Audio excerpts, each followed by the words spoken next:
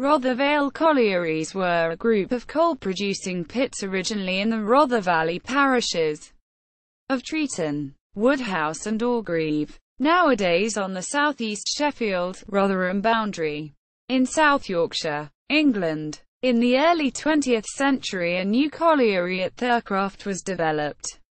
The Fence Colliery Company was formed in 1862 with the purchase of Fence Colliery, a small coal pit sunk alongside the main Sheffield to Worksop road at the lower end of the village of Fence. This pit had already been in operation for over 20 years and under new ownership was considerably developed. It closed as a coal-producing unit in 1904, coal from its reserves being brought to the surface at Orgreave, but it was retained as a pumping station and later became the National Coal Board's workshops, finally closing in the 1990s. Orgreave Colliery, then a small concern, was bought by the company in 1870. It was situated less than a mile from Fence, adjacent to the main line of the Manchester, Sheffield and Lincolnshire Railway, to the west of Woodhouse. It was joined to this railway by a steeply graded but short branch line. 5 years after the purchase of Orgreave Colliery, the company changed its name and became Rother Vale Collieries Limited, extending its empire just 2 years on, with the sinking of a new pit at Treeton. A railway branch was constructed by well-known contractors Logan and Hemingway between Orgreave and Treeton to link the collieries to the Midland Railway at Treeton.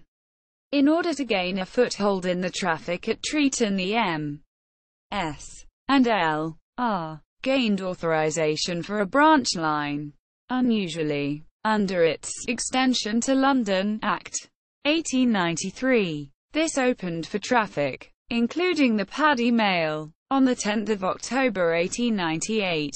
Moving further eastwards, the Rother Vale Colliery Company began the sinking of a new colliery at Thurcroft in 1909. Although the Barnsley seam was reached in 1913, extraction became difficult. The point of sinking was situated over a large geological fault which had thrown the coal out of its normal position. In 1918 the United Steel Companies was formed, and the following year, along with steel-making interests in South Yorkshire and Lincolnshire, Rother Vale Collieries became part of the group. Sources: various issues. Steel News, the newspaper of the United Steel Companies Limited.